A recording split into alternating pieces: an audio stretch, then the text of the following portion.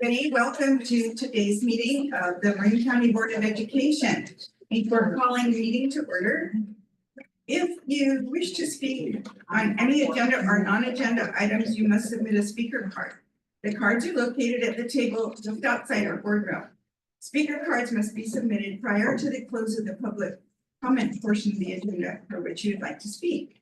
In the event the board has a large number of speakers on one or more items, the board president reserves the right to limit each speaker's time for public comment to accommodate more speakers. Okay.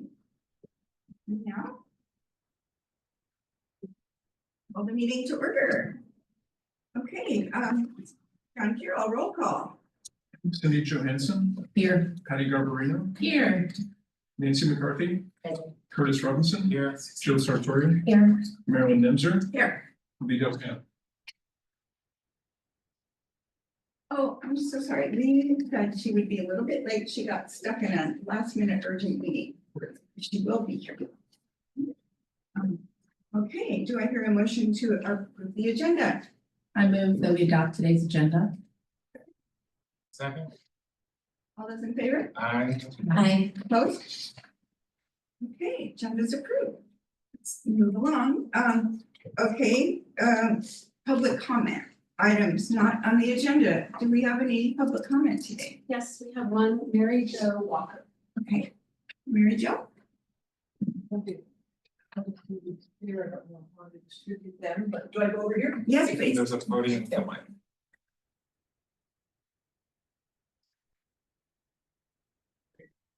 Hello, my name is Mary Jo Walker. I live in San Rafael.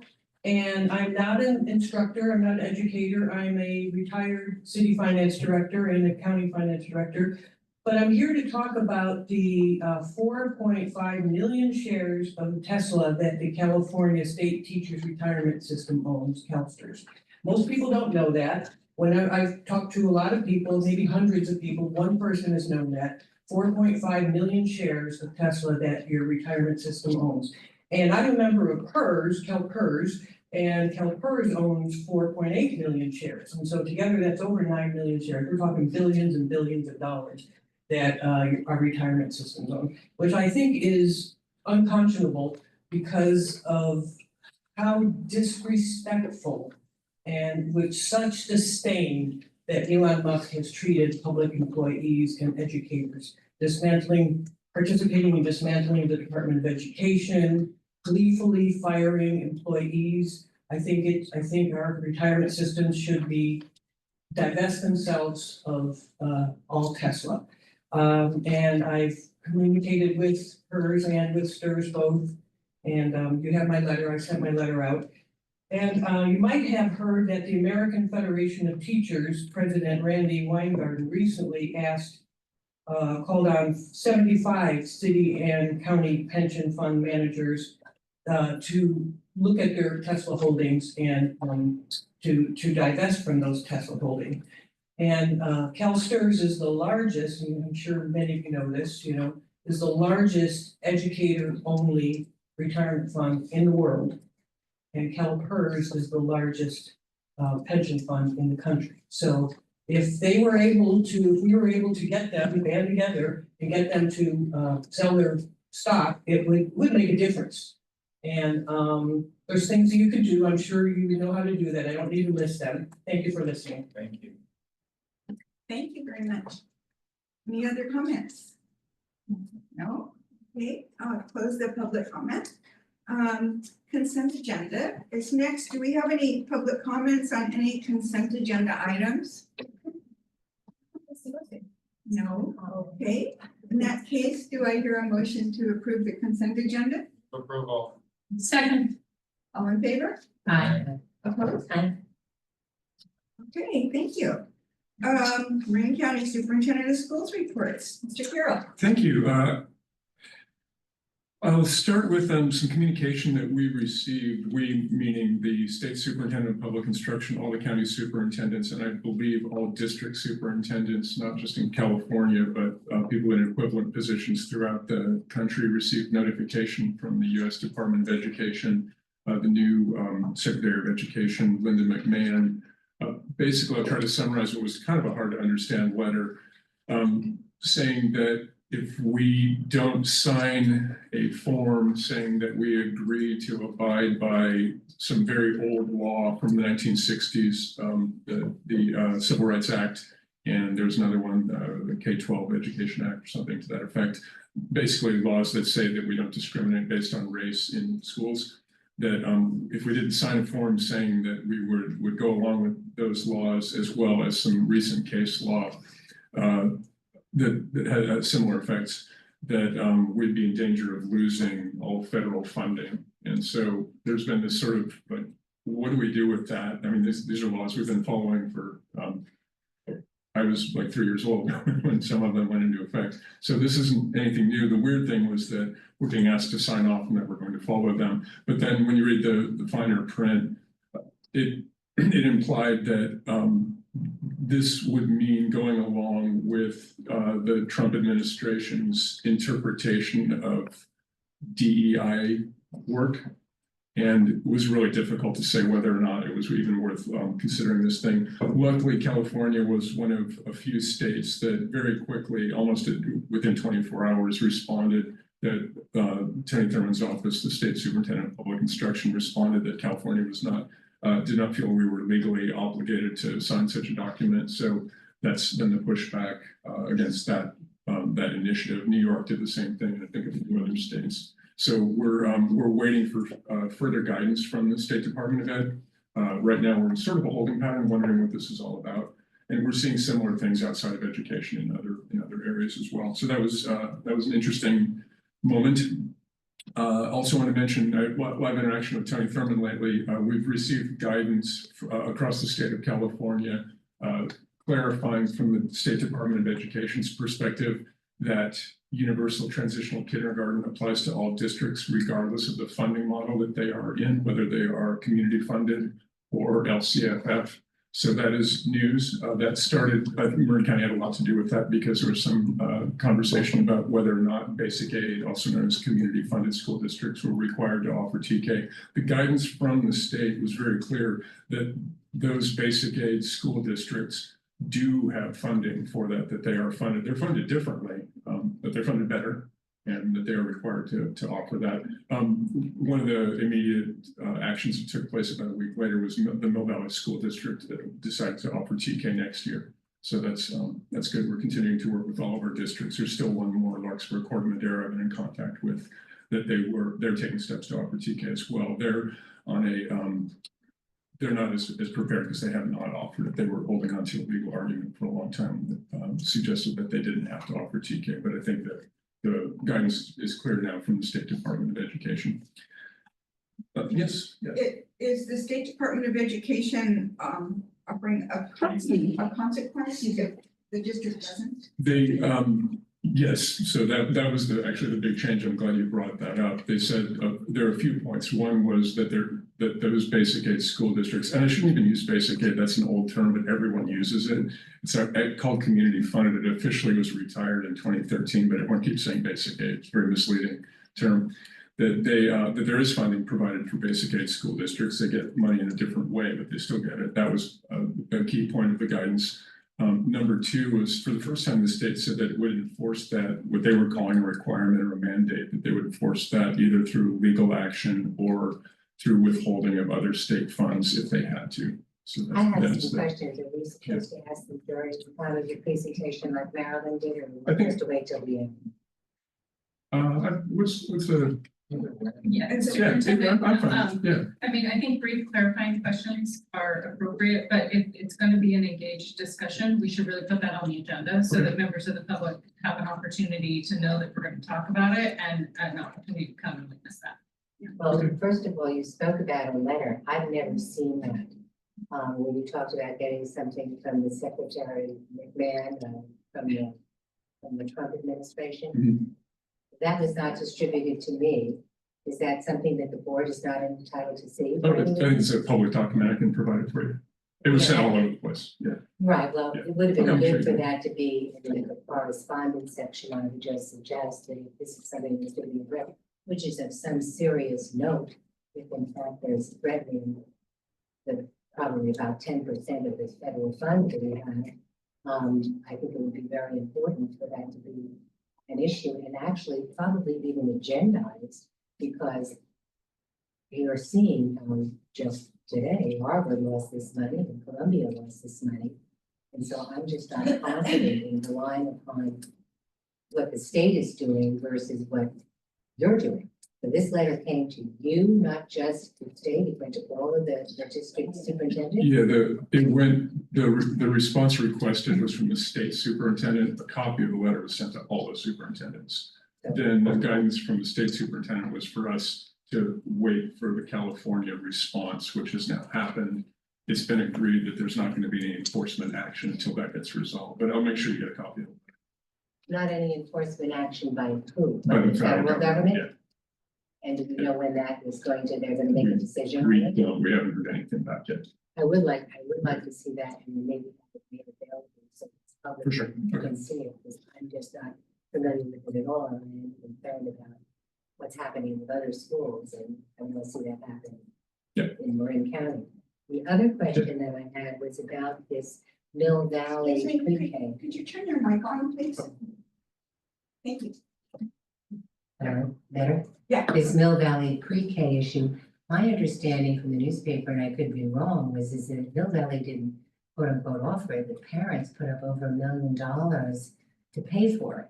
And that still is money that Mill Valley is holding on to, that they didn't return to anybody. So Mill Valley didn't pay for pre-K. Mill Valley only paid for a small part of pre-K, isn't that correct?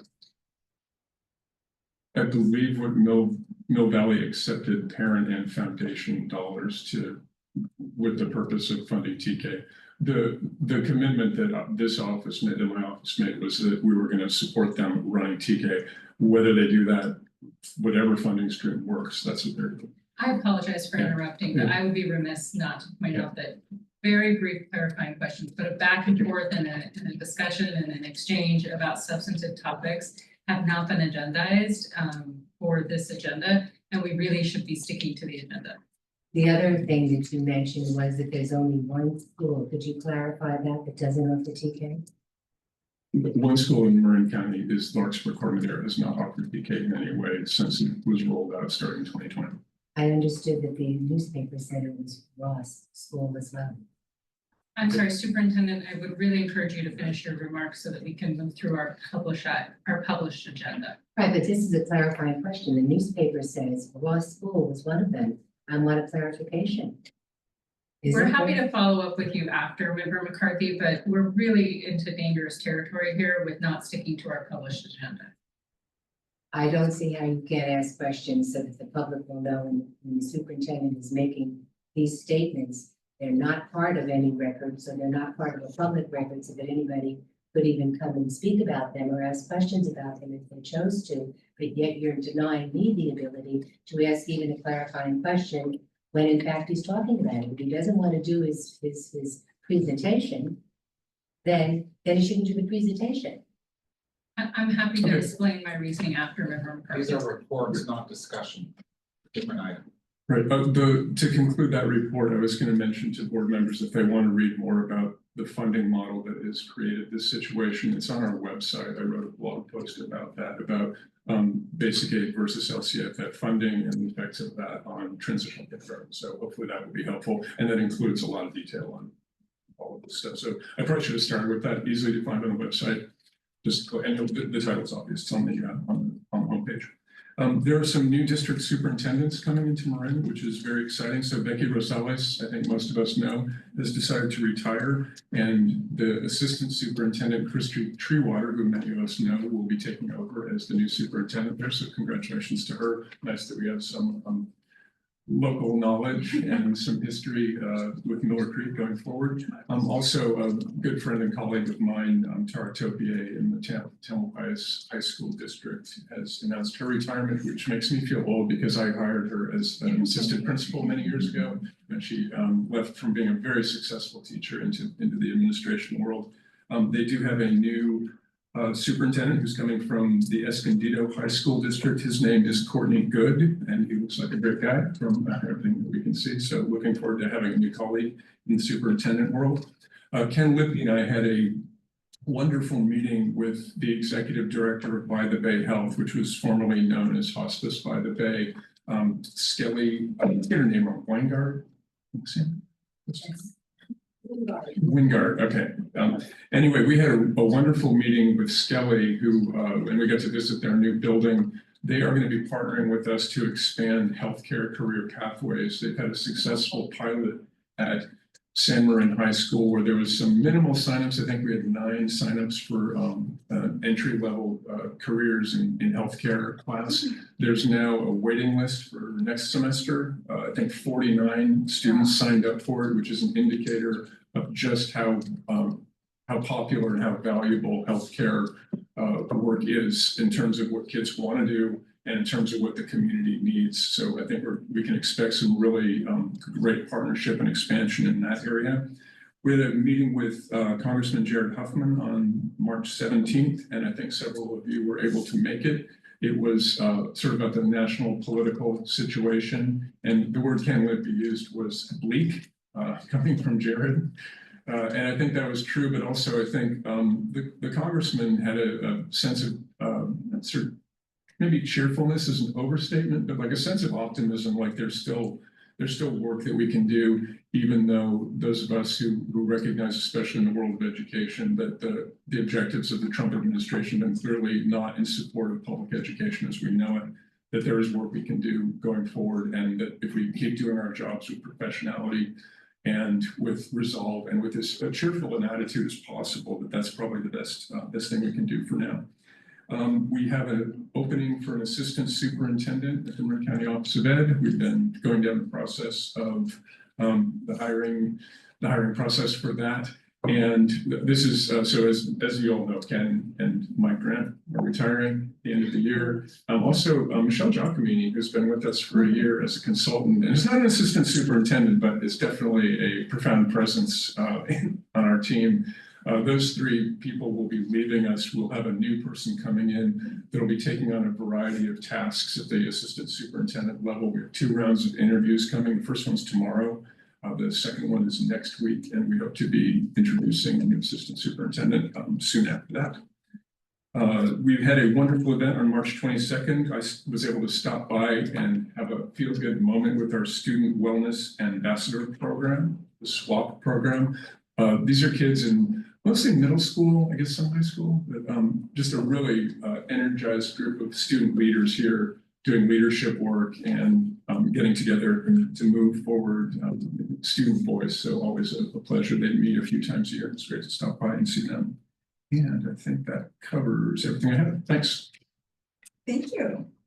Okay, 4.02 Ross Valley Charter School Annual Update. Hey, Tracy. Oh, I forgot. One of the things I was going to do is introduce Paige Tracy. You can come on up, Paige. Before the meeting, someone said, John, since it's going to be at the end of your comments, if you would introduce Paige. This is Paige Hersey, who's the director of the Ross Valley Charter School and has been, we talk once a week about what's going on at the charter that this board is the authorizer of. So, and this is the annual update from the Ross Valley Charter. Thanks. Paige. Yeah. And we had some slides and. You can just with the keyboard. With there. the arrows? Yeah. Perfect. Okay. Thank you for having us for our update. We do this usually in the spring. So I'm glad to be here. Thank you to the board. Thank you, Superintendent Carroll. And thanks to the MCBE staff team, everyone who has been supportive of us, working with us, from Julian coming and doing a walkthrough to Beth and Kirsten and Bree. We're in communication frequently with the team here at MCBE, and we're really appreciative of everybody on the team. So thank you. So I'm going to share some information about this school year, and there'll be time for questions at the end. I was prepared to present in March, so some of this, there have been some changes, and Beth and Kirsten come to our board meetings each month, so they'll find out new information as it comes and can share that with the board and with the team here. So this is part of our MOU with Marin County to present to you and share kind of an update about our school year and how things are going. And like I said, the MCBE staff is consistently at our meetings, and we're in communication frequently about everything that's going on. So our focus areas for this school year have been we have some social emotional focus areas, some community focus areas, and then academic. So this year we've really been looking at making sure we are collaborating with our families about a code of conduct for our students and an anti-bullying plan, an updated anti-bullying plan and pledge that families have participated in developing with us. That was a big piece of work we spent time on in the fall. It was a collaborative effort between some families, some very involved parents, our teachers and staff, and I was, kind of guiding the effort. We felt really good about having kind of worked on that together. The kids took home the plan and pledge, read it with their families, signed it, even our youngest students, and I think it really represents and reflects our beliefs as a school. So we felt like that was a really important thing to spend time on. We're continuing to strengthen social emotional learning like all schools need and have to do right now. And strengthening parent communication around student interactions. So whether it's a conflict or an injury or something that happens at school during the day, making sure parents are informed in a timely manner or able to access their child's teacher to have conversations about something that might be of concern. And I feel like we've done a really good job of, improving our communication loop there. In terms of our board and our education for our parent community, we spent time in the fall making sure our families understood our responsibility as a charter school in terms of special education, students with IEPs.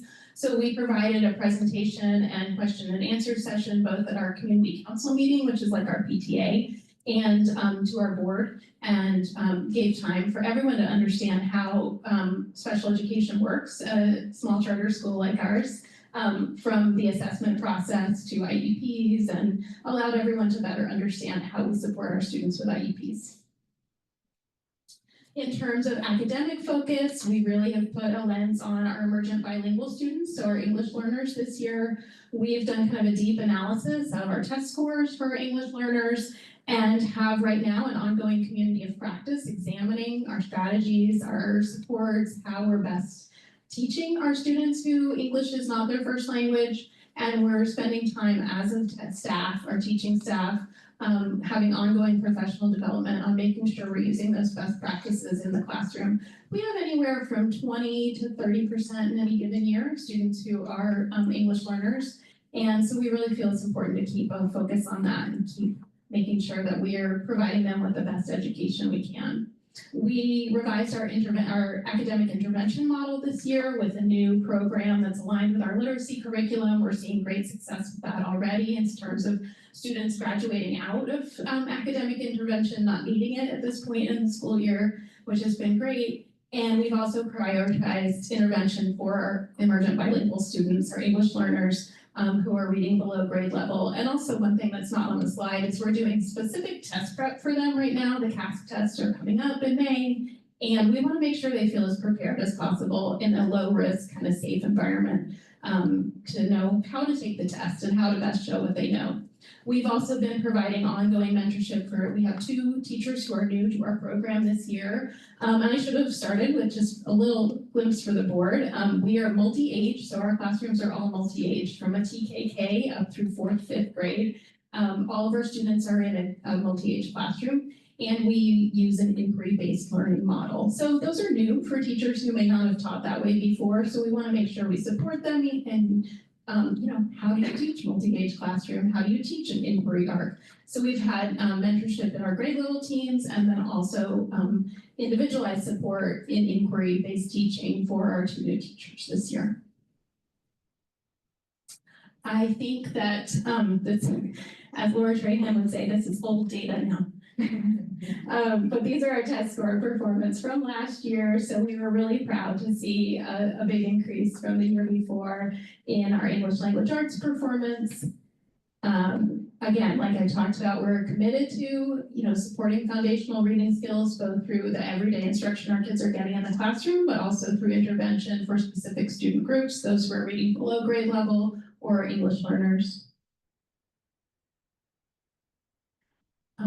This year we have kind of stayed really close to this 197. It went up and down just a little bit, but we've stayed really steady with our enrollment this year, just under 200 students. So this was prepared for the March meeting, and we are still at 197 right now. In terms of planning for next year, we've had great interest in terms of our TK and kindergarten for next year. So our projections in terms of our grade levels for next year. We've been in communication with our families to determine who may not be coming back.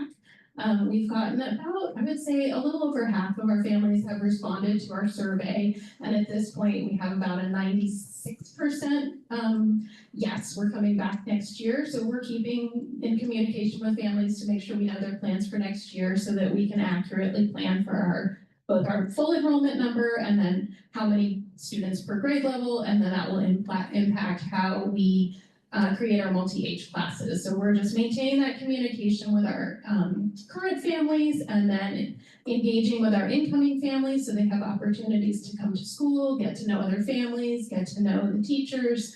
Our tours and events will continue through the end of the school year. So we feel like this is a pretty accurate projection at this point, but we'll continue to update it as families register and as we get more communication from people about their plans for next year.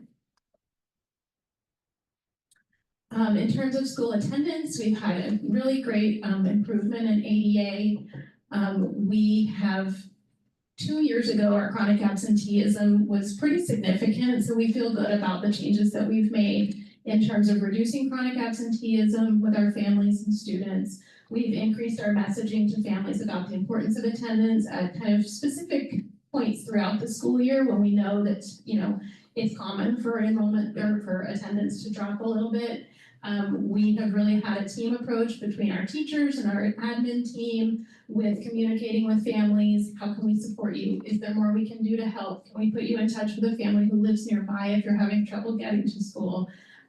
So just really trying to be as creative as possible if families are running into trouble with being able to get to school.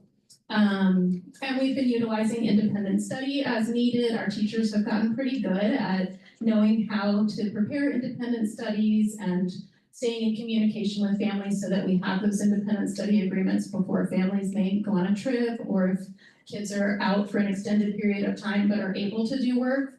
I saw one kiddo yesterday who came to pick up his brother and had his tonsils out, so he's home this week, but he's doing independent study because he's well enough to work. So we're just trying to use that as well as we can and to reclaim some of that ADA through that independent study process. In terms of our financial standing, this is one of the areas that I think there's some new information that will be shared at our board meeting this Thursday. So I know that Beth will be there, and I think Kirsten will be listening into to hear that we've improved the projected loss for this year. So this is slightly different information, but Eric Knoll, who does our financials for us, will be presenting at our board meeting this Thursday with updated information around this. And we'll continue to stay in touch with the MCOE team about anything new that we learn. One point that we do have more information about is the employee retention credit.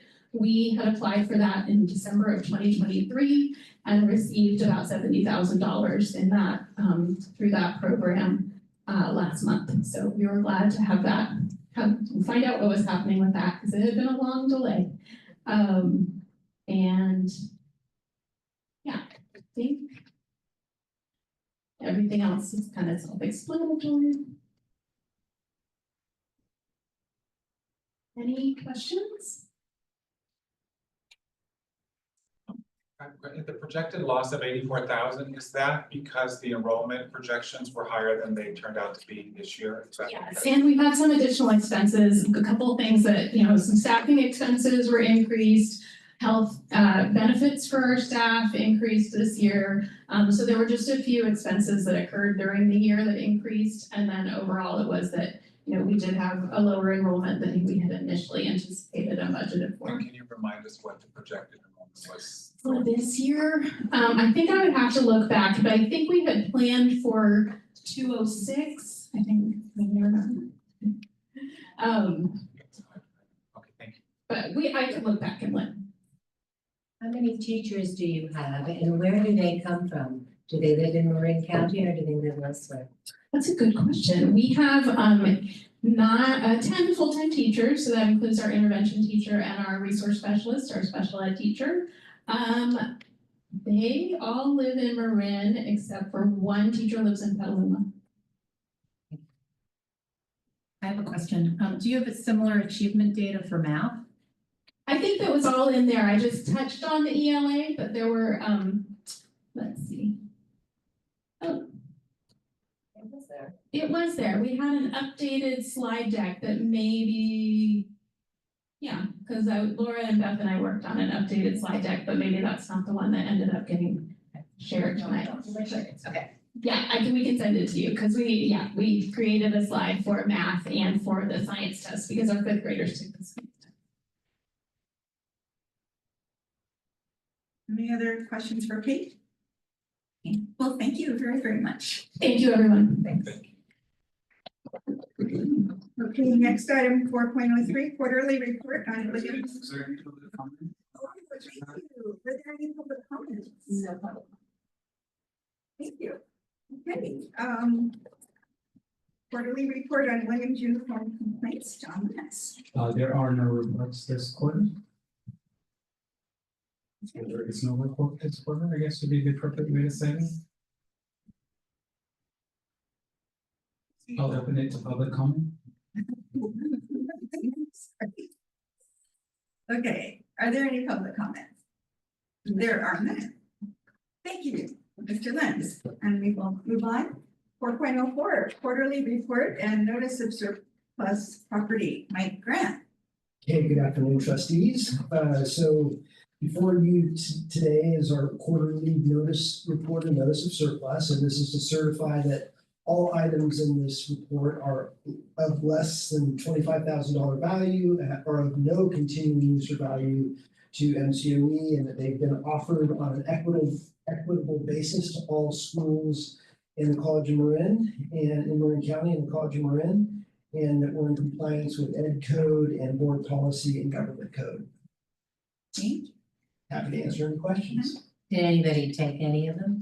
The only thing is we had, all of our chairs were allocated to our Walker Creek Ranch, which was a great benefit. What'd you do with the rest of them?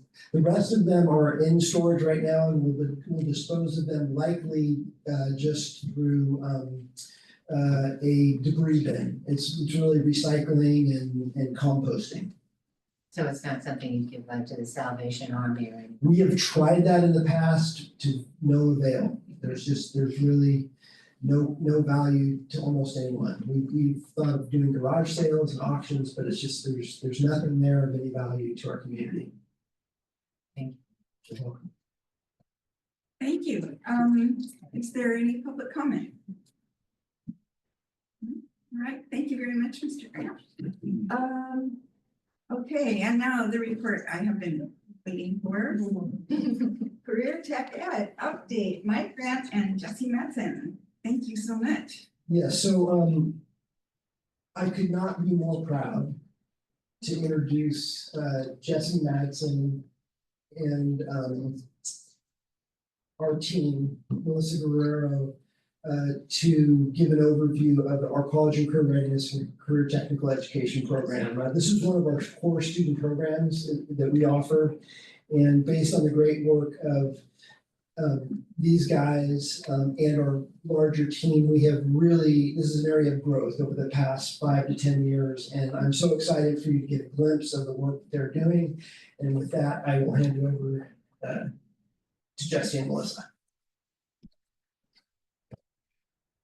Thank you, Mike. Thank you for the opportunity to provide this update. And I'm here with my colleague, Project Coordinator Melissa Guerrero. And I just want to mention, also included in this presentation, but not able to be here today, is another project coordinator on our team, Glenn Dennis, who has contributed significantly to this work. And you will see, even though I'm speaking to it, his work throughout this presentation. So as Mike mentioned, this is a growing area of our work, and we're really excited for the potential and the possibilities to continue to expand and to support this work as we move forward, partnering with districts in the county. To give kind of a summary, especially for newer folks on the board, the College and Career Readiness Department really focuses on developing career pathways for students, and we've done a lot of focus on high school students in the past. we're starting to look younger, and you're going to see some of that come up in future reports as we start working with middle school students and even younger.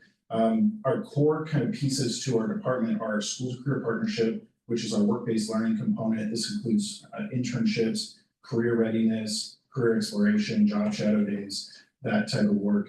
Our regional occupational program, so ROP are our career technical education classes that the county office offers for students in schools throughout the county.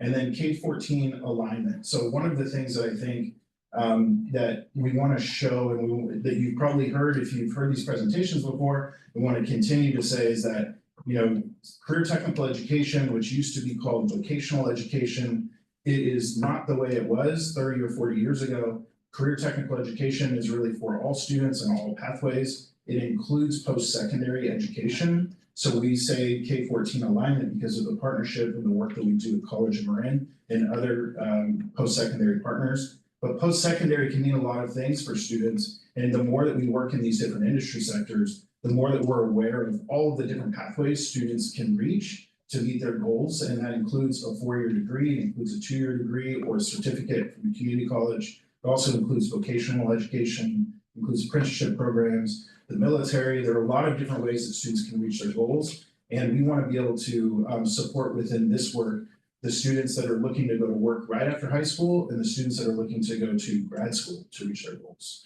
So that's our goal in working on all these programs. We're going to give you a little overview of what we do and some of the highlights of things that have happened in the last 6 to 8 months with us. So our first program that we mentioned is our School to Career program. This is our work-based learning program. And this happens through our staff that work directly with students at the school sites.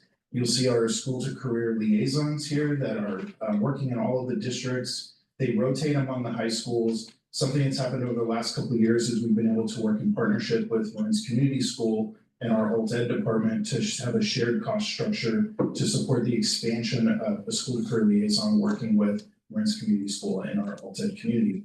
We've also expanded our programs to work more with English learners and to expand that work. So this is something that's happened over the last couple of years to expand those roles so we can work with those students who are traditionally kind of not part of our programs as much as they could be, but really because of staffing and the needs of support with those skills. So we've been able to kind of fill some of those gaps. We have a lot to do, but it's a step in the right direction as we grow in our team. So this team right here, you'll see is really, these are the ones that get to meet with the students every day. I'm a little jealous at times because I miss that interaction, but I get to hear a lot about it. And every once in a while, I get to have my own interactions with the students, which is great.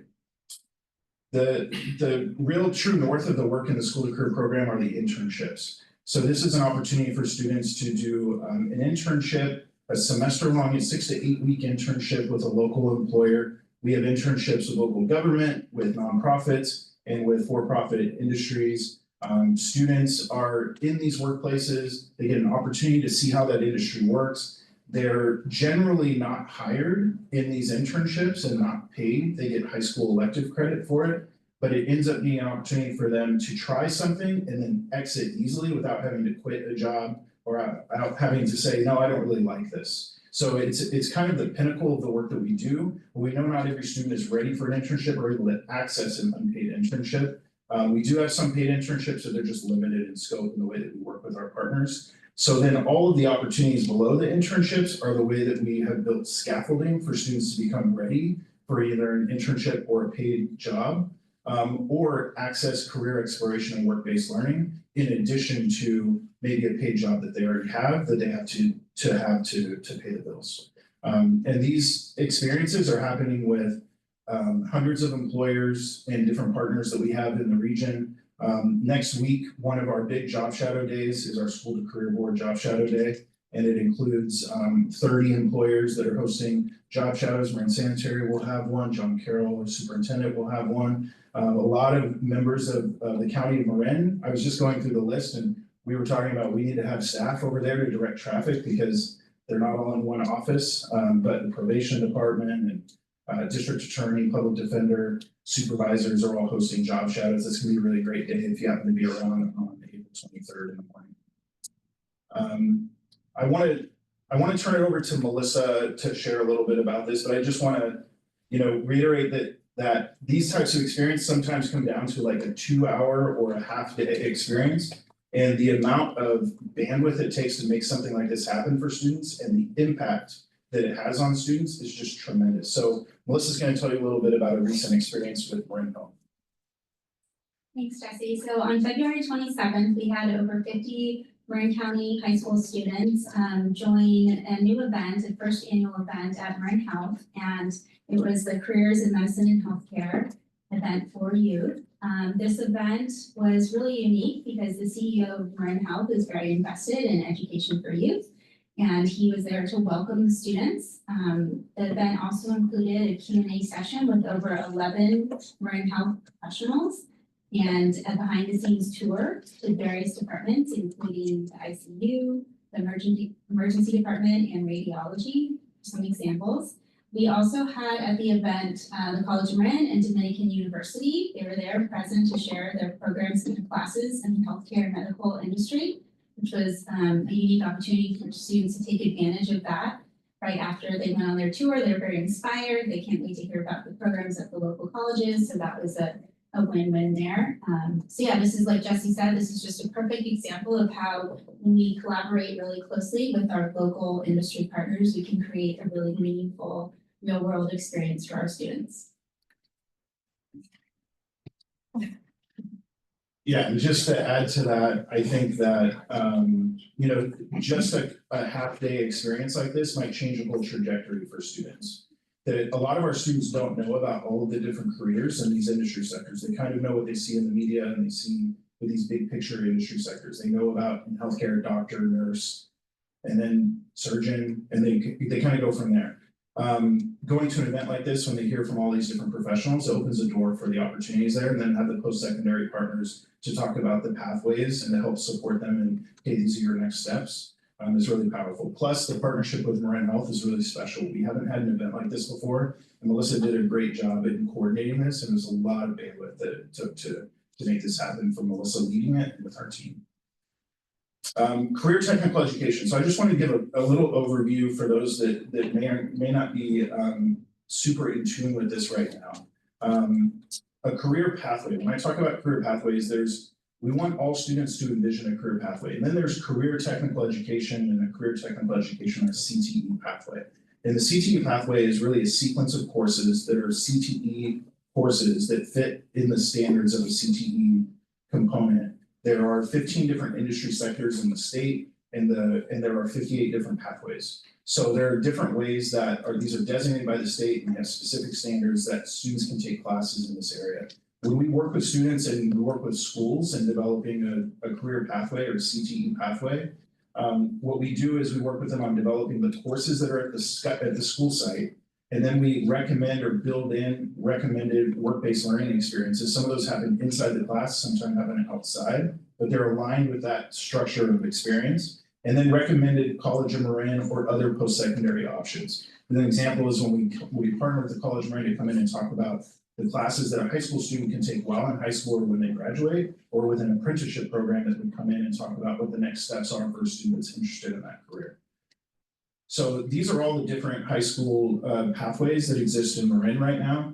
Some of the high schools have 5 or 6 different pathways, and some some of these industry sectors are in every high school. So the CTE programs are offered countywide. A lot of these programs are offered by the districts, funded by the districts in their general fund, but we also support them and work with them through our CTE grants to help them grow and expand pathways or add new pathways in areas that have growing industry sector need. And we worked in partnership with the districts to support all of these different pathways. So CTE pathways, I think that there's data that is out there. There's a report that kind of summarizes a lot of this in one place. This is the CDE, US Department of Education report, which I have a PDF of this in case it disappears, which actually I don't think it's on their website anymore, but you should have a PDF available. But there was a report. The previous secretary, right? Yeah. There was a report that they did, and there are other reports that align with this too. That CTE pathway completers graduate high school at higher rates. They enroll in post-secondary education within 8 years of graduation at higher rates. they earn higher median annual income, and then they're employed at higher rates. And these are things that I think they connect with the relevancy, and we will hear Superintendent Carroll talk about this relevancy of education. They connect with the relevancy of what students are doing in school and what they want to do in life. And students that go through and they complete these pathways are seeing a future that connects with what they're interested in, that they can make a livable wage. And now I want to hand it back over to Melissa to talk about some of the programs we offer. Okay, so we have a variety of ROP classes throughout Marin County. This is a great opportunity for students to learn valuable skills while exploring career opportunities and career pathways. First up here, first picture there on the left is the digital audio class. This class is taught by a world-renowned musician and producer at his very own studio called Strawberry Hill in Nevada. The second class there is our medical assisting class that is located at Terra Linda High School. This class, through a long-standing partnership with Kaiser Permanente, the students in this class have the opportunity to participate in a summer paid internship at the Kaiser Medical Clinics. The following picture is our new class, which Sean Carl mentioned earlier, the World of Healthcare class at San Marin High. I'll speak a little bit more about that class in a moment. And then our ROP education class is at Terra Linda High School, and next year it's expanding from a one semester class to a full year course. So we're really excited about that. Okay, so our ROP brand new class, Introduction to the World of Healthcare class at San Marin High. This was basically brought about through a new partnership with By the Bay Health, as well as strong student interest. And the Nevada Unified School District. So we launched a pilot, which is taking place right now as we speak this spring. Next year, it will be expanding to a full year course. This course offers an opportunity for students to kind of explore the foundations of healthcare and medical field. The photo you see, our teacher is Karen Sahota. She is a registered nurse and a program manager at By the Bay Health. And so having a working professional also be the instructor of these courses is a unique opportunity and one that we really hope to continue to replicate.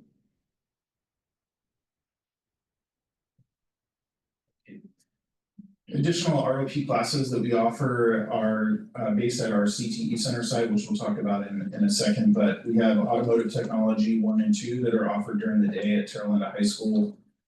Unfortunately, by the end of this school year, the Terra Linda High School Auto Shop will be the final auto shop in any of the schools in Marin. So we are definitely holding on to that. We're going to be building that out. There is opportunity, I think, to maybe look outside and expand, but really the reason is the TAN district has had part of their bond measure is actually is taking that auto shop away and rebuilding a new building there. And they're sad about it. It has to do with they tried to pass the original bond. It didn't pass. The second bond came out. They weren't able to fit that in. So we're kind of working to absorb student interest and bring as many of those students to Terra Linda High School as we can. And the way we're going to do that is through our car appreciation and preservation program, which is an outside of school day opportunity that happens 2 afternoons a week and could possibly be expanded in the future to be more days a week. That is a partnership with Shifting Gears USA, which supports the class and covers the cost of instruction. This is a class that focuses on classic cars and rebuilding classic cars. So it's a really great introduction for students that are interested in getting into this world, but don't have this access at their school site, at their home school site. The kind of really exciting new developments that we've had most recently are in the building and construction trades. This is our intro to building construction trades, A and B courses. And then also there's that's offered at the CTE Center at Terra Linda, which we'll show a little bit in a second. And then we've had for probably about 30 years, the ROP construction technology class that's held at Redwood High School. And these are long-standing classes. The first automotive tech in the ROP class that you see the first and fourth pictures there, and the 2 middle pictures are relatively new in the past 4 or 5 years that we've been offering those classes. So the CTE Center, I've presented a couple times on the CTE Center. This is a really great expansion of opportunities at Terra Linda High School for building and construction trades, and it allows access to these types of programs to students that don't have those shops or facilities at their home schools. We are offering classes in the afternoon. They're in this location so that they're the most easy access for students. Although as we're doing this, we're also looking outside of Terra Linda to expand opportunities at other school sites. There will be some time to kind of develop those out. But in the meantime, we've been seeing higher demand for these classes and been able to meet capacity at Terra Linda. The intro to construction or building construction trades A and B that I mentioned, the A class is a semester-long class that covers construction, carpentry, roofing, and painting. The students build sheds. They build them from the ground up according to code. They also build a couple of structures for the B class, which focuses on electrical, plumbing, welding, and HVAC, which is heating, ventilation, air conditioning. I was like, the V is the ventilation. That class focuses on those areas and will wire structures that are built by the A class or put plumbing in the structures that are built by the A class. That's an example. So it's a good partnership where the students are working in the same space. And our plan is to expand those classes based on student interest and also facilities use and partners with local industry partners, such as electrical companies, plumbing companies. So I want to do a quick highlight here on our intro to building and construction B, and this is really, I should give all the credit to this to Glenn Dennis. We had a very diverse class this year, this spring. And when we arrived on the first day of class, and sometimes we're not sure what our student body is going to be made of when we accept the students into the class, we realized that about half the class were English learners that had pretty minimal English ability. So we worked tirelessly to make sure that all materials were translated and that we had translation support in the class. We had staff that changed their schedule to be there and work later in the day to make sure that they were supporting the students. And our goal is to make sure that the students were learning, that they were able to access the material as much as any student could, and that we had high retention of these students. That was really the goal. So we didn't want any of the students to think that this was not the place for them and to stop attending, because this is a class that happens outside of the school day. They really don't have to be there. They don't have to go to this class. And the success is some of these students are the stars of the class. They're learning English as they go. They really want to learn English and practice English while they're doing this instruction. And our retention rate has been really high. We haven't lost any of the English learners during the class. So it's a reflection on the efforts of our team, and I want to give particular support to Glenn Dennis, but also Yvonne Diaz, who supported, Hilda McCann, who's gone to the classes, and Savara Cordova-Ramirez, who's gone to support these classes along the way. Now I'm going to hand it over to Melissa for reporting on. Okay, so we are building career paths to also include post-secondary education. One of our key partners is the College of Marin, with whom we meet monthly for K-14 collaborative meeting time. One of our current projects and one that we've been collaborating on with College of Marin for some time is the Summer Career Academies. These Summer Career Academies are 1 to 2 weeks long, and students are able to earn College of Marin credits. Some examples this year, we have an AI graphic design class. There's also a first responders class and a STEM careers class. And also through College of Marin, we have opportunities for students to earn early college credits. So for example, the medical assisting class, students in that class can earn up to 8 College of Marin credits once they've completed the course and the internship. And our K-14 alignment extends beyond College of Marin to other local and nearby post-secondary institutions. We currently are working with Dominican University to coordinate a field trip to their nursing program and their simulation lab for the Intro to the World of Healthcare class. Our Sustainable Agriculture class at Redwood High School is articulated for early college credit with Santa Rosa Junior College, and this is actually a picture from Santa Rosa Junior College's public safety facility that's located up in Windsor. The biotech classes at San Marin High School are articulated for early college credit with Solano Community College, and then our ROP education class and at Terra Linda and the education pathway at Santa Fe High School. Those classes are both dually enrolled with Sonoma State University. Great, thank you, Melissa. So, yeah, to kind of wrap us up, I think one of the things that we always like try to bring a highlight in here or try to give an update on is the grant funding that we've received to support this work. So since there were some new grants that came out in it's called the K-12 Strong Workforce Program and then the Career Technical Education Incentive Grant. Those came out around the beginning of 2019, so 2019. They, over the course of a couple of years from there, there was the expansion of the K-12 Strong Workforce Pathway Coordinator Grant. And then we've applied for other small foundation grants and some large capital grants to support the development of some of the programs that you've seen. That number since 2019 that we brought into the organization is just under 15 million. I really was hoping that we would get, there's something about round numbers. I was like, maybe we'll get a $10,000 donation and the next, it hasn't come in yet, but maybe the next time we do this presentation, that number will be over 15 million. I can say over instead of under, but we're just under $15 million to support this work. This is in addition to substantial investment by this office and this board and all the leadership to support this work. We are not able to apply for these grants unless we have available match to match the grant applications, and that match comes from our general fund and it comes from private donations. So with that, I just want to end with thank you, and we're open to any questions. I have a question. You talked about the Tallahassee High School, not 10, Tallahassee High School District, not being able to build another facility. They had one before, is that correct?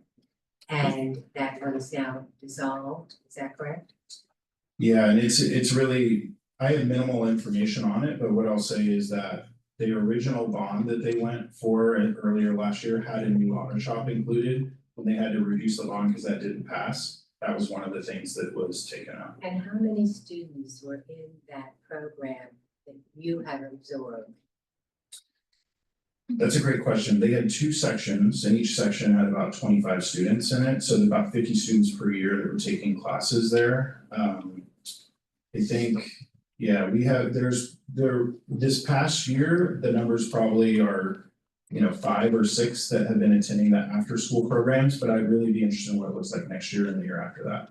And so was it an after school program at 10 as well? No, it's during the day. And is there any part of this program that is during the day? We have an after school program. We also have a daytime class at Terra Linda High School, but the students that have to be enrolled at Terra Linda High School to Participate in either one? No, in the after school, they can participate. So we're going to be recruiting from those students. We actually have an auto advisory committee meeting next week. I'll be talking to the teacher about how to get the word out to the class. And as far as the construction trades being taught and the auto trades, what percentage of those that enrollment is women? It's lower than we want it to be. It's one of our stated goals in our grants to increase the number of female students that are in those classes. We only have 3 students in our construction class, although I would say that they're very strong students, and I think that they're going to be advocates for us in helping recruit more students in the future. In the auto classes, we have a few more. There's probably the percentage is closer to 10% of the classes, but they're far too low. Those are numbers that need to go up. We've been in recent conversations about offering some courses and some recruitment activities targeting students who are female identifying classes. And on the other side of the coin, with respect to the nursing and the health programs that you're doing, what percentage of those are male? Yeah, so similar to that, we do have the goal of increasing male students. Currently in our ROP class, we have 4 males out of the 22 students. And then good news though, for the class at San Marin High School with our interested list of about 48 students, I can say 1/3 of them are identifying as male. So that's pretty good. Okay, Patty. Oh, thank you very much for your presentation. Thank you, Marilyn. It was wonderful, and it brings a smile to my face because of several reasons. First of all, when many years ago at Marin Sanitary Service, when I asked, God, guys, let's let's have somebody come for a day and watch what you do. It didn't really work out until it did. And several years ago, now they're fighting to have time with the students because it's such a joy, and you see that you're actually enhancing someone else's experience and their learning. So thank you for that on behalf of the guys back there. Back in the day, I also ran a program here called Project Workability, and I learned that having been a special education teacher for preschool and adolescent students, I hadn't had much exposure to high school kids. But with that program, I learned that there's a time when kids are that age in high school, there's a spark, and some adult is recognizing that spark in whatever program, especially something like this, and it motivates those kids who may have not had a great experience so far in school. They may not fit right, but man, that spark just launches them into a future that is fulfilling, happy, and productive. So I thank you for that as well. And that's it. Thanks, Marilyn. Thank you so much. Any other questions or comments? I have I have a comment. Yes, please. So I work in a bank, and so I have a lot of clients in a variety of industries. And when the pandemic happened, a lot of clients, or my clients complained was that it's so hard to get people with the right skill set to fill the needs that we have versus whatever is out there in the news. So I'm so excited about this program. And more importantly, I think another segment of my excitement is that they're so young that you can still instill the value of you need to have good attitude for work. And hopefully that is something that's really communicating to all these people, because one of the complaints also that I get from my business clients is that there's people out there who are skilled, or they think they're so skilled, or they demand so much money and they don't have the kind of attitude that's appropriate for a business setting. So I just wanted to share that comment. This is really one thing that the Marin County Office of Education does, and other things that I'm excited about. I really like it. Thank you. I have a question. You indicated that you were thanking this board for what it did to contribute. I'm assuming financially. I'm new to the board, so maybe you can tell me, was there a vote by the board to support this particular program, or were there programs along the way? How was it structured, and what does this board have to do with providing anything for these programs? That's a great question. I think that there have been a couple of initiatives that we brought forward, the CT Center being one that we've done multiple presentations on, and I don't know if it was necessarily that there was a vote to approve it, but it was something that we would present as progress, and it is a shift in our work in building out that center. And I think that, you know, there's a historic support for this work that I think this office has had for many years. And what I want to say is that there was a time across the state where regional occupational programs, because of funding changes in the way they were funded, they went away. And I think there was a decision made by the superintendent at the time and the board to not let that go away, and that was important. And I think that's reflected in staffing decisions that have been made and in supporting these programs even during difficult times when funding has been difficult. And I think you will see that the state is starting to recognize that. We get a special kind of match rate for K-12 strong workforce because we apply as an ROP. So we get 1-to-1 match rate versus 2-to-1 for everyone else. So they're rewarding districts and county offices that have kept these programs, in particular the ROP classes and programs from county offices. So I don't know if I can count to a specific moment in time. I just know that since I've been here, it's always been support, and it's always, as we bring new ideas and new initiatives, those things, we usually do a board presentation and inform the board.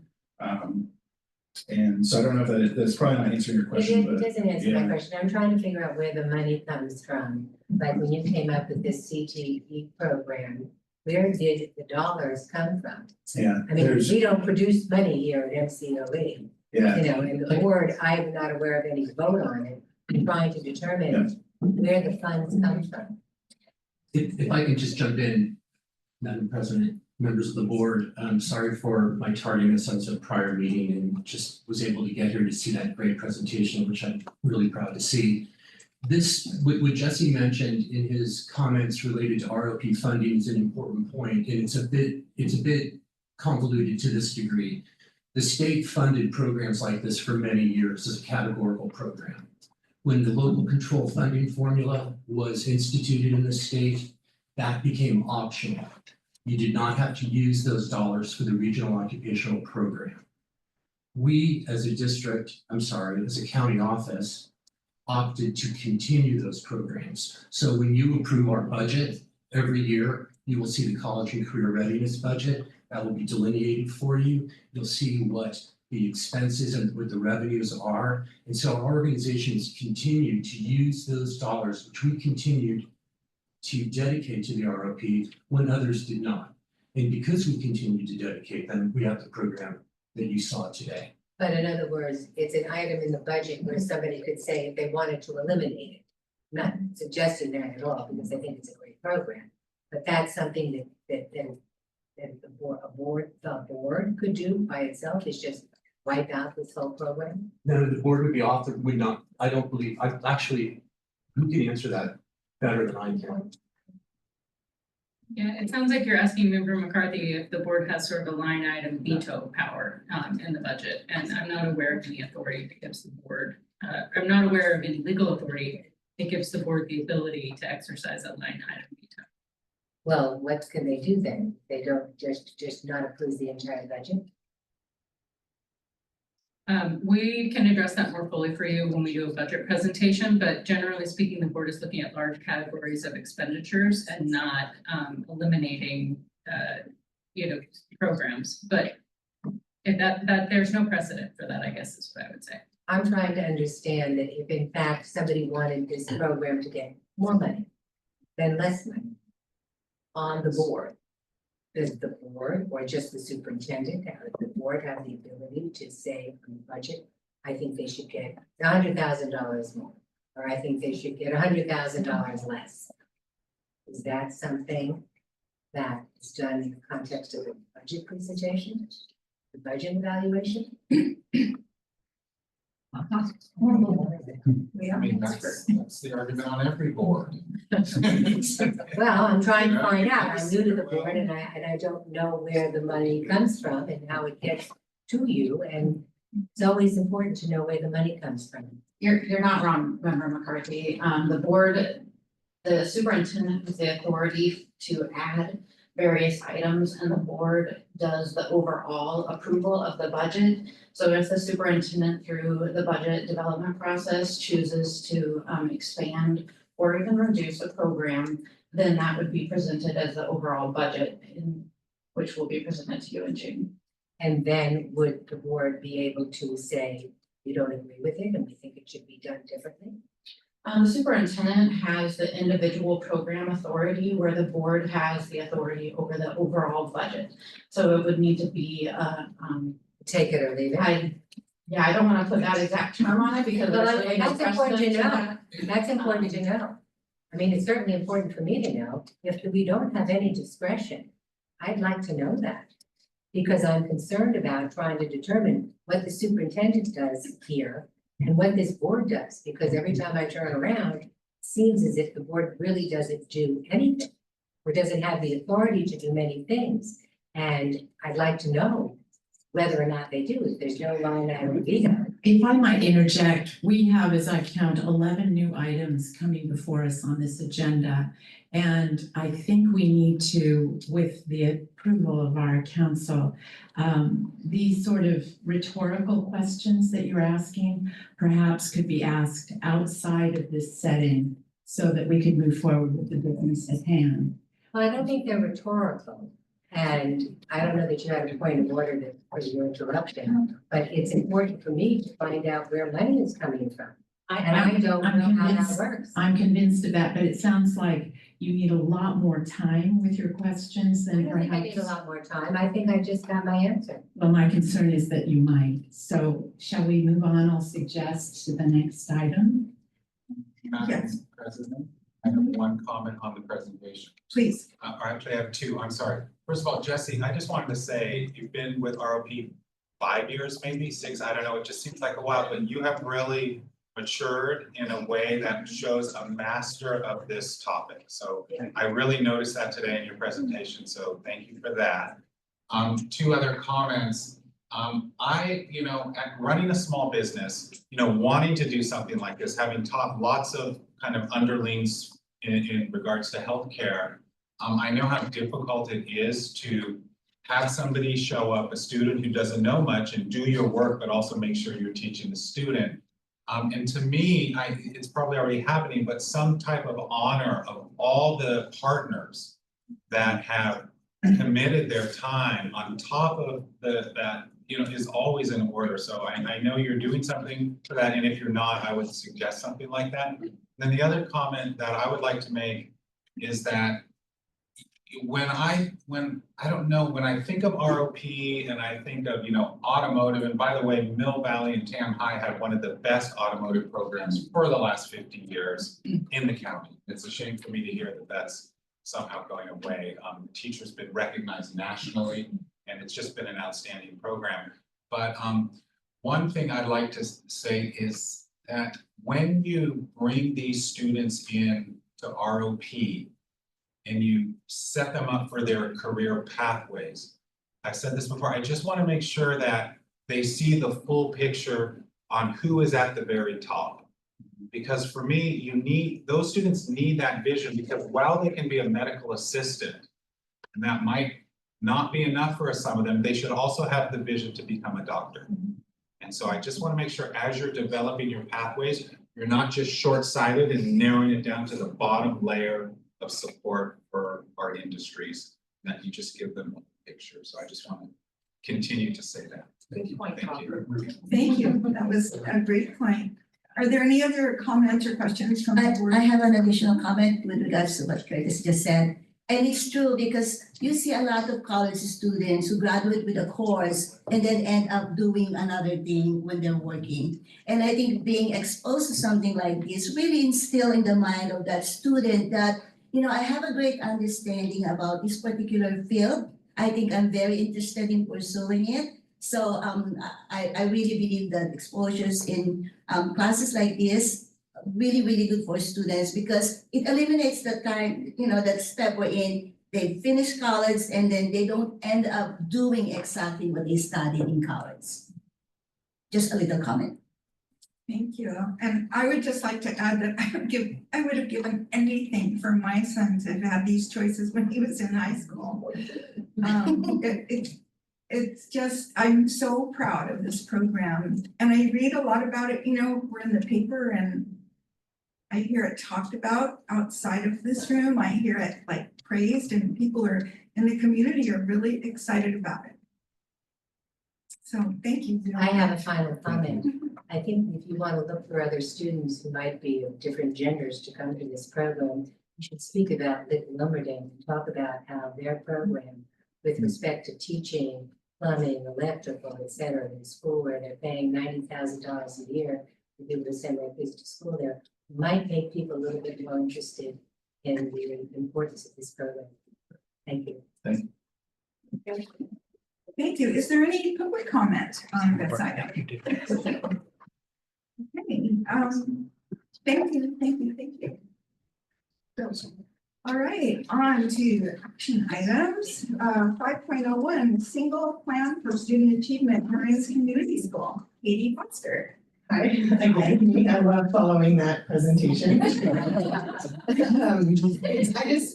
got actually a little choked up there because one of the pictures was one of our students who came to us as a middle schooler. And he was one of those kids who got in all the trouble in Nevada and ended up being in juvenile hall for a long time and then went to placement and then came back. And when he came back, this community just wrapped their arms around him. And through the work of Juan Rodas and Sagrario at my school, he now just got his first job. He's getting straight A's, getting all his credits. And this program has really just been that lifesaver for so many kids. So especially the ones that I know and love. Although my son could have used it also. That's another story. So our single plan for student achievement. So districts write LCAPs, local control accountability plans, and then within that, each school also writes its LCAP. And then each school also writes a single plan for student achievement, which would delineate from the LCAP and from all of the money that we say we're gonna spend of the federal dollars that are apportioned to us through titles 1, 2, 3, and 4, how are we spending it? What's our plan for spending them? How do we engage the community to spend them, et cetera? So because we are a district that has one school that is an LCAP, our LCAP and our SIPSA are, for all intents and purposes, identical. They look exactly the same. We're a school, a whole school funded, so it doesn't, there's not much difference, but I'm here to answer any questions if you have them. All right, thank you. Oh, I have, Damien, I'm sorry. Just kidding. I have a few questions. Yes. So I was looking through the report and I'm confused about why so many areas are grayed out in terms of overall performance. Can you speak to that? Many of them, I can't speak to exactly the ones, but most of them are because of our numbers. So the tests are only given in certain grade levels, and then within each grade level, if less than 11 students are tested, it gets grayed out, so we don't get that data. One area that wasn't grayed out was suspension rate, and for the overall performance, it was orange, which is not good. Yeah. Can you talk a little bit about that issue? Yeah, we had, last year, as opposed to the previous years that I've been at this school, we had a hiring issue where we had a learning coach leave, and then we couldn't replace them, and then we also had another staff member leave. And what we used to do in lieu of suspension, and that we do again this year, is what we call in-house learning or some more sort of on campus. But when a student has to leave a campus because they're riled up, if there's nobody to supervise them and they have to leave campus, you have to write it as a suspension. So that's why we do have a kind of a high suspension rate. So are you saying that normally suspension is in-house, but when you don't have enough staff, it's? Not normally. I guess what I'm saying is, it's really a gray area, right? So it could be, there's if a student gets in a fight, they will get suspended. But if a student gets what I would call a trauma response and gets elevated and needs to calm down and needs to be in a, we can sometimes use staff to calm them down, so it doesn't, for safety reasons, they don't have to leave. But if they have to leave for safety reasons because they can't de-escalate, we have to call this suspension. I guess that's what I'm saying. So when we have enough staff that can support them in the office and we don't have to call a parent to send them home, then they don't get suspended. In-house suspensions count as suspensions because they're missing school still. But if we have the staff that can help them calm down and re-engage in learning, then we don't call this suspension because it's not. Do the schools have a policy on what the suspensions are for? Yeah, there's ed code about what suspendable offenses are. We have, I'm not gonna remember what we call it, but it's like the progressive discipline, sort of, if this happens, then we'll try this first, then this second, then this third, then this fourth. But generally, there's a whole progression. At my school, the learning coaches that I talk about a lot, which are the paraeducators with special training, the first line of defense is like out on a walk. There's all these different things that we do before suspension. Mm-hmm. It's really gray though, honestly, it's really gray. So it really. What do you mean by that? What do you mean it's really gray? Thank you. When you're dealing with humans, it's just gray. So you can't say like, every time this happens, I might be getting myself in trouble here, but I've got 33 years experience on high schools. Like you cannot say, if this happens, then this happens in all circumstances, right? It could be this happens and then this didn't happen. So, you know what I mean? So it's like, we have it written down, we have policies about it, but not every school has the same policy for every student in every circumstance. Is one of the goals to try to reduce the suspension rate? Yeah. Yeah. We received, yes, our CSI is suspension this year, yeah. We received additional state money and we're using it Again, we fund we mostly staff with our title money, so we fund what we call our parent empowerment specialist through some title money, and he has close connections with home. They have lots of parent meetings through that. We also fund what we call our student support specialist, who does proactive, so she helps create opportunities on campus and also field trips and things off campus to try to engage kids back in school. So we do a lot of preventative work with that as well. Great, thank you. Thank you for the questions, Jill. Yeah, I appreciate it. Any other questions or comments from the board? Any public comments on this item? Okay, well, thank you so much, Katie. Excuse me, Madam President, as we move into the next item, I just want to announce that I brought cookies in honor of Damien being moved up on the agenda, I noticed. And given our longer than usual time together this afternoon as well, I thought it might be important to have something sweet to eat. So I'll unwrap those and I'll try not to be disruptive. Thank you. I think we need a vote on Yeah, the last that item. was the action. Yeah, so do I hear a motion for approval of item 5.01? So moved. I second. All in favor? Aye. Opposed? Okay, thank you very much. Kate.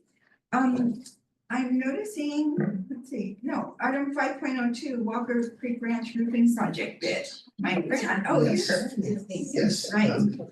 Thank you, President Nemser. So for those trustees who were serving on the board, at the October 2024 meeting, we had it was at Walker Creek Ranch, and we had a very thorough overview of facilities needs analysis. For those of you who have not been to Walker Creek Ranch or unfamiliar with it, we really look forward to having you out there. We typically have one board meeting a year at Walker Creek, typically in the fall. It's a magical, amazing place with lots of buildings, and many of them need help right now. So the 3 priority deferred maintenance projects that we identified are the roofing, the flooring, and exterior paint. So tonight we bring to you the first item, which is the Walker Creek Ranch roofing project.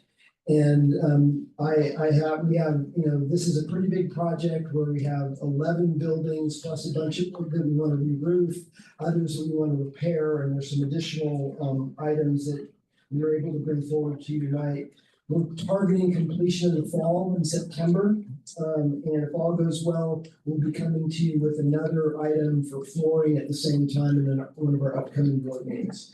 But right now, to give you an overview of the process and the plan for the roofing project and the bid that we bring for your approval, I want to introduce Damian Lee, our construction manager from Greystone West. Thank you, Mike. Good evening, everyone. So as Mike indicated, yes, we do have a re-roof project that's fairly extensive out at Walker Creek. It is planned for the fall. It's a September construction window. And it involves a mixture of new construction in terms of overbuilding the existing roof structures in some cases, and also replacing some of the composition shingle roofs that are out there. But generally, it encompasses a lot of needed repairs at that facility. The goal of water tightness moving forward for many years to come. We conducted the public bid process over the last month. The project was put out for advertisement by some independent journal of sent to trade publications as well. We did, as you see before you, have 5 total bids, fairly competitive numbers. The low bid was received from a firm called INA Contractor based in Redwood City. This firm has actually worked for the county office on 2 prior occasions. They were competitive on the print shop project back in 2021.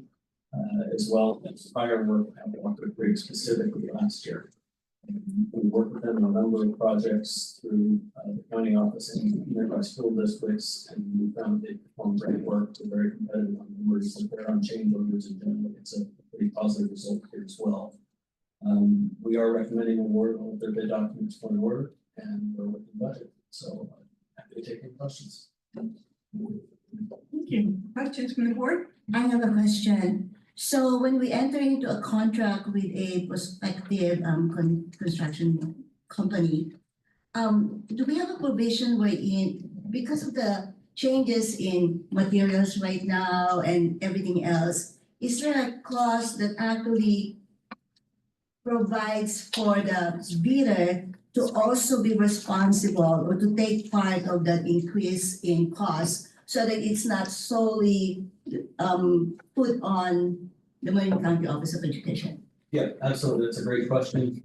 Especially in this climate, it is very common seeing things like tariffs that are on the horizon. We've actually been in touch with council specifically about adding some stronger language to contracts moving forward. Generally, the way that it's structured is that bidders bear the profit when they are in this industry. And we interpret that as also bearing the risk of not getting that profit. They control every other aspect of construction, from its implementation to its planning to the number of staff they assign for the project. And all of that falls within the purview. The speculation and advancement of material costs are also within the purview. We can't control whether they choose to bid a job with, a forecast of 400% escalation or not. And generally that's the stance that we take. So we draw a very hard line about those particular types of change orders.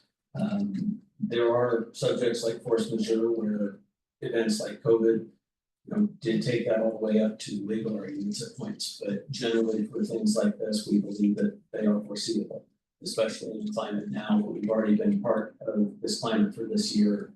And we expect that they carry those forecasts moving forward to project for the schedule that's included in the contract.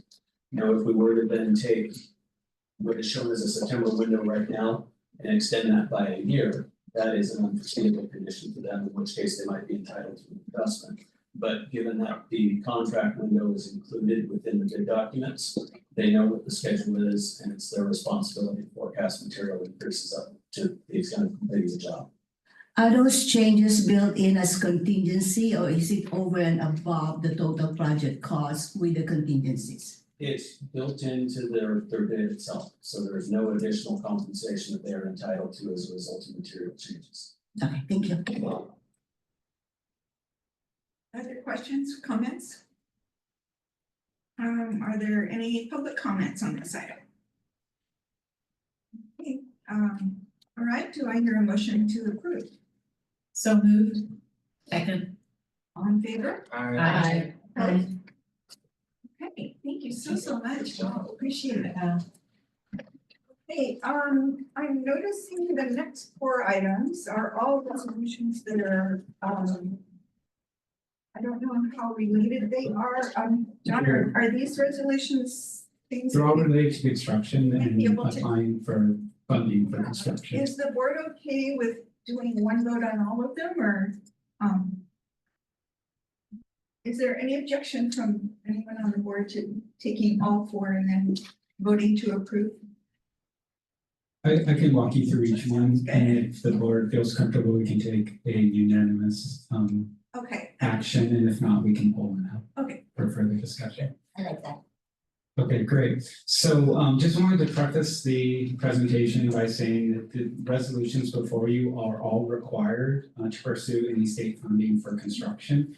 It is template language that you as the board are required to use. We actually looked and went to the Office of Public School Construction, who we'd be submitting this to, and looked to personalize the resolutions a little bit more. And we were told if we change any of the language, it will not be accepted. And they gave us a few examples of how that was the case for other COEs and districts. So where we did personalize is we included the board and the superintendent, as you'll see in these resolutions, because both have authority over property. So it is joint where the superintendent agrees and the board agrees. So that's kind of the extent of the personalization that we're able to do. Everything else is boilerplate language.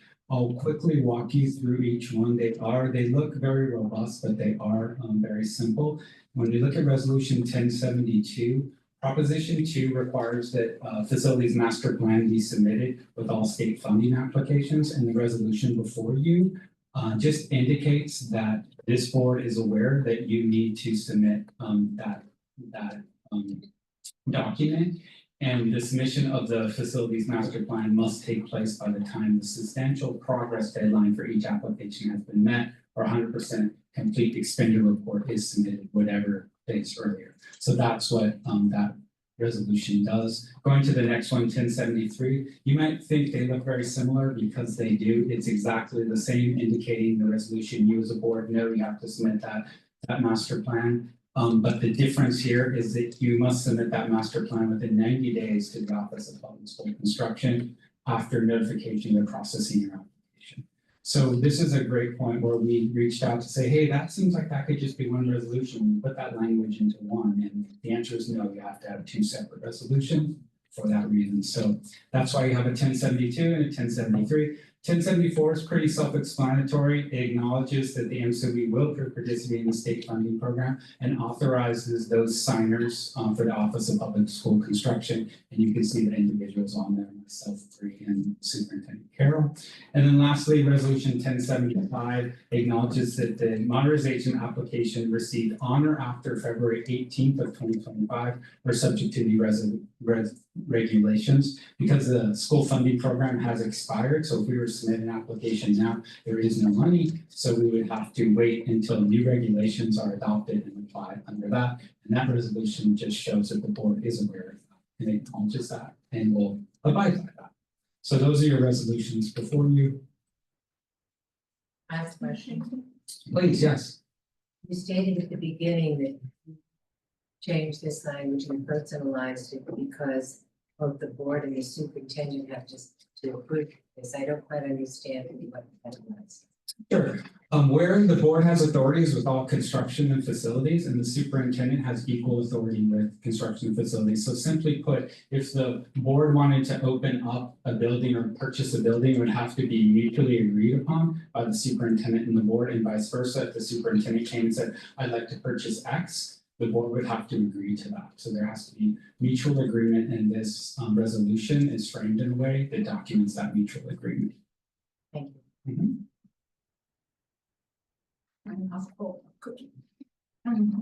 Are there any other board questions or comments? Any public comments? Okay. And President Andrew just acknowledged it's a roll call vote. Mr. Carroll, would you like to take our Move vote? approval. Oh, Or resolution. okay. Do I hear a second? I second. Okay, roll call vote. Cindy Johansson, I support it. Aye. Patty Garbarino, Aye. Nancy McCarthy, Yes. Curtis Robinson, Yes. Jill Sartori, Yes. Marilyn Nemser, Yes. Lee Pan. Yes. Done. Okay. 5.07, Board Policy 5030, Student Wellness for First Reading and Possible Adoption on this. And so this has been pulled out of the packet from the board policies that are the next agenda item, because this does need to be expedited to the maximum extent possible. This was originally on the agenda at the March meeting that was tabled, so we're surfacing it here to see if we can expedite if the board is interested in that. Give you some background and then the purpose of this. So every county office, LEA that's providing food service does need to have a student wellness policy, and the MCBE does have that policy in place, but you can see that it was last revised in 2014. So we were actually in compliance because up until this school year, we were not providing food services. Marin's Community School was giving food services provided by San Rafael City Schools. That professional relationship has ended, and so now Marin's Community School as well as Walker Creek Ranch are operating the kitchen and providing to students. So our wellness policy does need to be updated.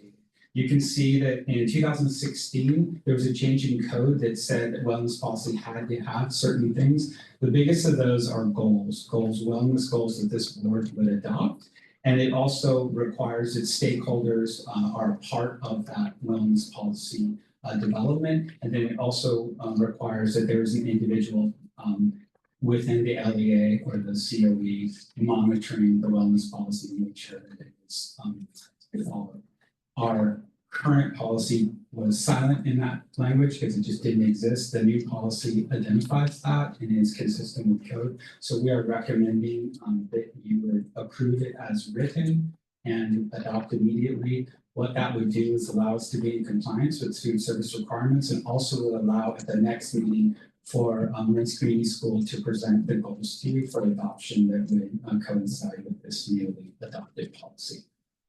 And I can answer any questions. Thank you. Okay.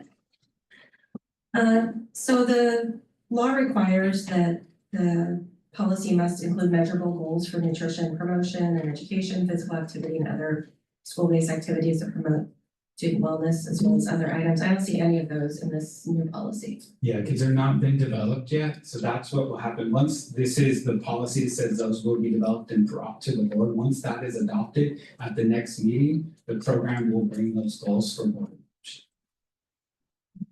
Thank you. Any other questions, comments, public comments?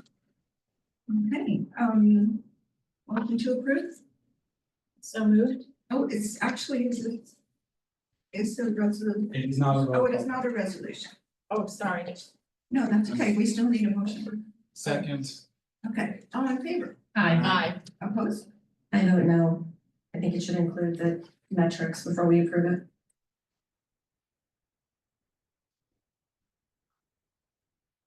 And Passes. yeah, the motion does pass, and I can talk to you after the meeting about that for sure. 5.08, first read of resolution number 1076 to adopt and retire board policies. John Lentz? So this is the bigger packet of board policies we're bringing to you on a monthly basis. We took last month off, so this packet is a little bit bigger. Because of that, we're moving now into the 6,000 series, which is instruction. Not asking for any expedited adoption here, just first read, second read, as we traditionally do. You can see in your packet, you had 20 policies, again, a little bit bigger than normal, the 15, but felt that this was just a nice package to present to the board. 10 of those policies will be recommended for retirement. The reason for that is they're either being replaced with a new number or the information is just no longer applicable, kind of like the software copyright or instructional media center. Those things do not operate and are no longer around. So it would be appropriate for retirement, and that's what the recommendation is by the ad hoc committee. As we always do, we give you a one-page summary sheet so you can see exactly what's being recommended for first read adoption and recommended for retirement. And then, as always, we also give you the reading guide.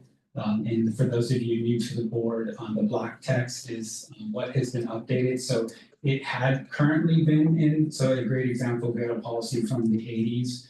The language has been updated to 2025, so it's still the same. It's just presented in a more modern fashion. The gray highlight represents something that was not included in current board policy, but the ad hoc committee is now recommending that be there. You're going to see, or you saw a lot of gray highlight for that reason. The yellow highlight was something that was included in the policy, but with the new model policies, it wasn't, but the ad hoc committee is recommending it still remain in the board policy. And you'll see that in the unhoused homeless or unhoused policy primarily. And then strike through is probably what you're most used to, is that when you have two policies that have been recently adopted and they're very similar, it's just a change in code or a change in regulation, striking one, replacing with the other. We have some of that in here because some of our policies were just updated within the last year. So we're able to do that here or do that this time. When you're looking at something from the late 80s to 25, it was just so confusing with those strike throughs that we just decided to use the black text, gray text. And I think you found that to be successful in previous meetings. So example, as we always provide, it's a county community school policy for this session. And the reason for this is someplace where we were silent, but obviously shouldn't have been because we operate a very robust county community school. This is a place where we're able to provide a lot of personalization as to how we operate, how it is by referral, by probation, by SAR, by local school districts, how expulsion there does not happen as it traditionally would. We have a countywide expulsion plan for students that is brought to this board and approved every 3 years. So we have memorialized that there. And then most importantly, that students' progress in the county community school were brought to this board, at least on an annual basis, and you can hear from our programs all the time. So that is just an example. You can see that's gray because that's all new and is the latest and greatest. So that brings me to Board Resolution 1076. We do this to memorialize all the steps here that we are asking for you to approve as a first reading, those 20 policies, and then retire the 10 policies. And there is the resolution, and I'm available to answer any questions you may have. I have a question, John. Yes.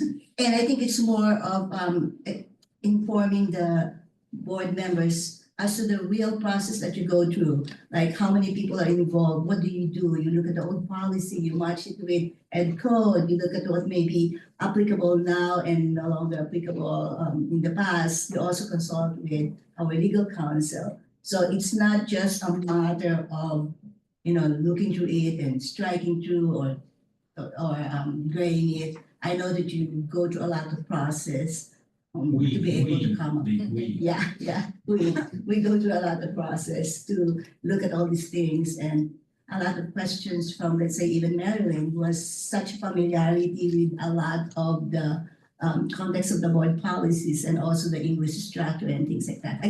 I think my comment is simply to stress that there's a lot of work that goes into it. We may see structures in gray and orange and whatever, but there's really a lot of work that goes into these revisions and these changes. Yes, and the team does do a lot of work, and we try to bring you a nice complete project and know that clearly identify what has been changed, what's been modified, and the reason behind it, for sure. Thank you, Lee, very much. Okay, any other questions or comments from the board? I'll just make a brief comment. Yes, we were just discussing briefly about how tedious this work has been. I know you have, in a nice way. And are grateful that you sent this out to us, and it was done in blocks. So it was easier for us to absorb all of the changes and make sense of it all. It must have been like unweeding pasta or something. So thank you very much always for your hard work. Yeah, our pleasure. And I think we just celebrated our year anniversary doing this work. So it's been a while, and we still have a ways to go. That's why I brought the cookies. Yeah. Thank you, John, when you said our pleasure. It's okay. I don't speak for everyone. I think that- Don't go yet, I have a question. Oh, yeah. So I was reading through the student use of technology policy. Is there any policy related to cell phones at school or smartphones at school? We have not developed that policy yet. This Okay. is just related to internet access. A lot of school districts are passing Yes. bans on smartphones. Yeah, we will be required to do that. That is not, we still have a lot of board policy that we still need to take care of, and that will be into the future for sure. Thank you. We're all very excited to read it. Can I mention? Also, I'd like to thank you for all the work that goes into this. Redoing board policies is, I guess the word tedious has been used, but I want to point out that it's important work too. If you let board policies sit for a really long time, as a lot of districts do, and as a lot of county offices do, it can really have a negative effect down the road when you least expect it. So going through these things carefully is really important, even though there are times where it doesn't seem like it's the, it's like, woohoo, this is the fun work. It's also, it keeps us out of trouble potentially 20 years from now, or hopefully not that long, but at least in the near future. Thanks. Yeah, Thank you. Anything else? And any public comments? Okay, motion to adopt. So moved. Second. Okay, Is there a roll and call? yes. Yes, actually, that is a roll call. Okay, Cindy Johansson, Aye. Patty Garbarino, Aye. Nancy McCarthy, Curtis Robinson, Yes. Jill Sartori, Yes. Marilyn Nemser, Yes. Lido Pen. Yes. Okay, item 5.09, resolution number 1077. I like this one. Employee Appreciation Month.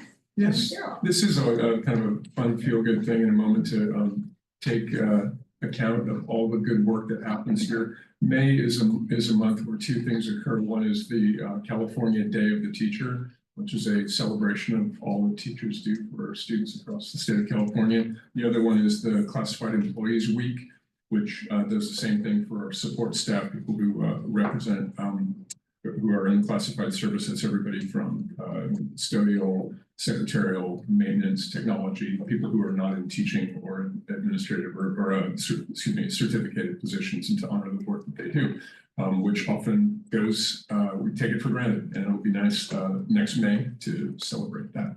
So this is a resolution from the board recognizing May as the Employee Appreciation Month, which includes both of those events. Thank you. How was May selected for employee? Isn't it one of the busiest months for? Well, actually, that's a good first question. August. Classified Employees Week was suggested or established by the California School Employees Association, and they picked May. And so we said, sounds good to us. And I don't know when Day of the Teacher started, but I remember it like It's been 30 going years on ago, but I for a think it's the same idea. I think CTA was involved in making sure that that day was picked. I think that the end of the school year is sort of when a lot of celebrations happen, so that it's probably, in accordance with all the other stuff that's going on. Thank you. Other questions or comments? Move approval. Second.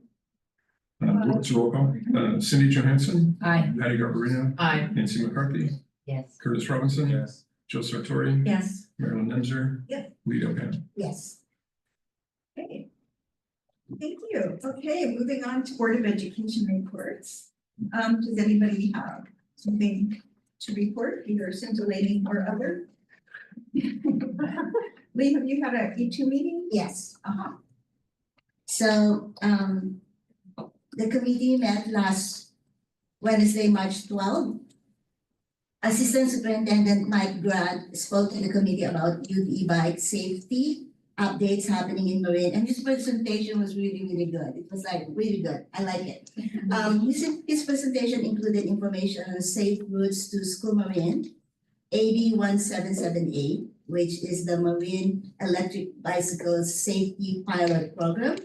And he also provided useful links to e-bike safety resources. Our next meeting is going to be on May 14, which is a Wednesday. That's it. Thank you. Any other board comments? Okay, in that case, I will ask for, do I need a motion to adjourn? Or do I just get to do it? So moved. Second. All in favor? Aye. Opposed? Meeting adjourned. There we go. Your 5:30 meeting is in the just right down this hallway.